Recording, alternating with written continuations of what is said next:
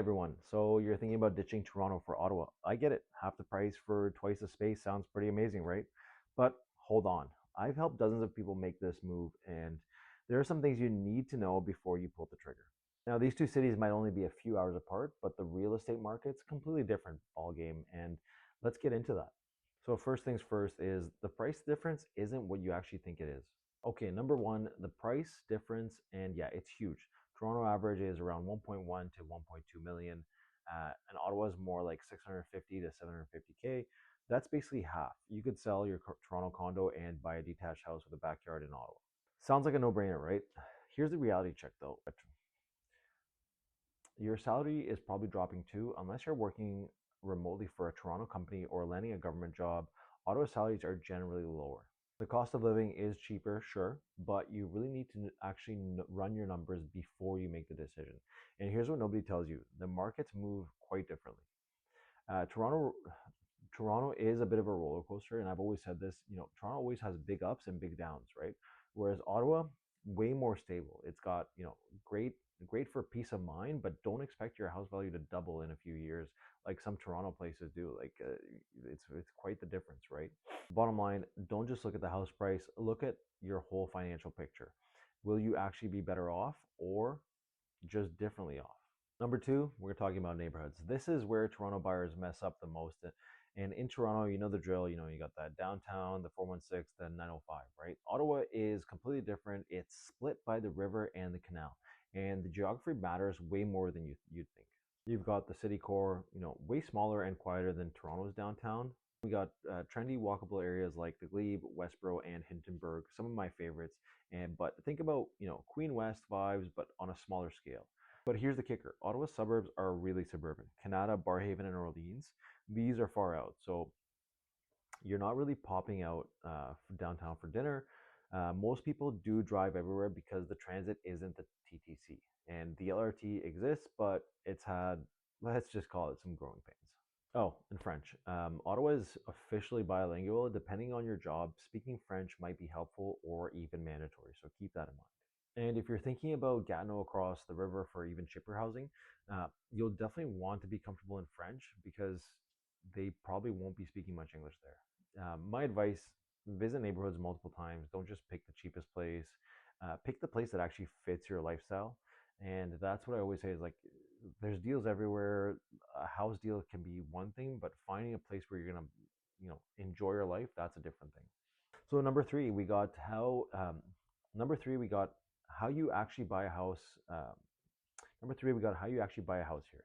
If you've been hunting in Toronto lately, it's been insane. Bidding wars on everything, waiving inspections, going 200K over just to compete. Ottawa, it's not really like that. I know Ottawa, I know Toronto is having a bit of a downturn now, but it's a very different, competitive space when it comes to housing. In Ottawa, the values are listed closer to their actual value. So bidding wars do happen, especially on good properties, but they're not the default.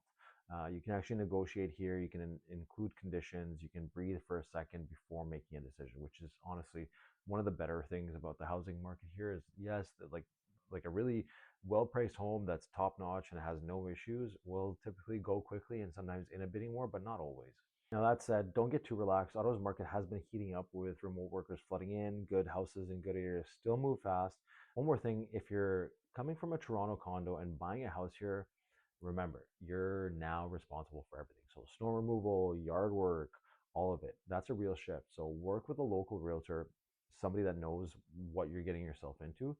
And Toronto agents don't know Ottawa. I see a lot of Toronto buyers make the mistake of using their Toronto agent to buy something in Ottawa because they think it's just negotiating and buying something there.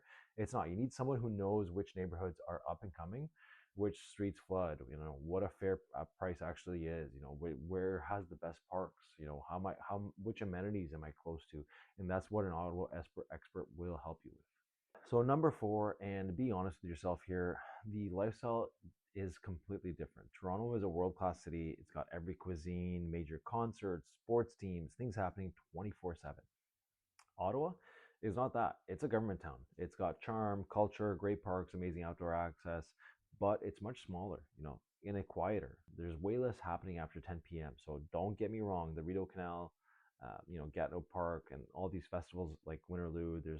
There's so many different things to do, and so many different type of vibes. But if you need constant stimulation and big city energy, you might feel a little bit bored here. So here's a real question: are you looking for more space and less stress, or are you going to miss Toronto every single day? If all of your friends and family are there, that 4 to 5 hour drive adds up fast. So you'll need to build a whole new social circuit here. For families, Ottawa is fantastic, safe, great schools, tons of activities for the kids, tons of young sports teams that you can enroll them into. For young singles who love nightlife, it might feel a bit limiting. If the money you save on housing means nothing if you're miserable. Be real with yourself about what you actually want and find that thing.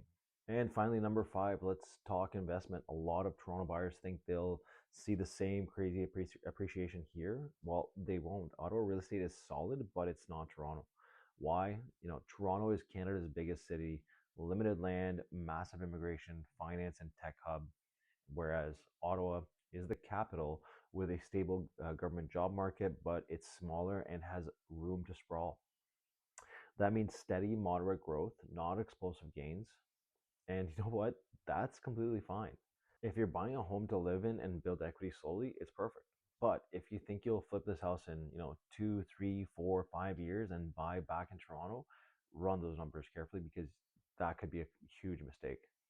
And Toronto might keep climbing while Ottawa stays stable, and you never know. And essentially, you could just get priced out by making that move to Ottawa and then trying to come back in a few years.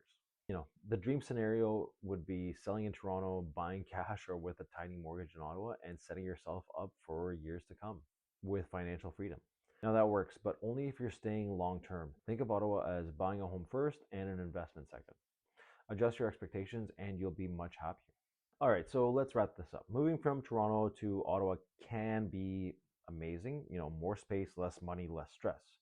But you need to go in with realistic expectations. Quick recap: the price difference is real, but so is the salary difference, right? We got to keep those two things in mind. Neighborhoods work completely differently. The buying process is actually more sane. The lifestyle is way quieter, and don't expect Toronto level appreciation. If you're seriously thinking about making this move and want help navigating it, reach out. My info is below. And hey, if this was helpful, hit that like button, subscribe for more real estate content, and drop a comment. Are you thinking about making this move? And what's your biggest concern? I read every single one of them. So thanks for watching. I'll see you on the next one and have a good day.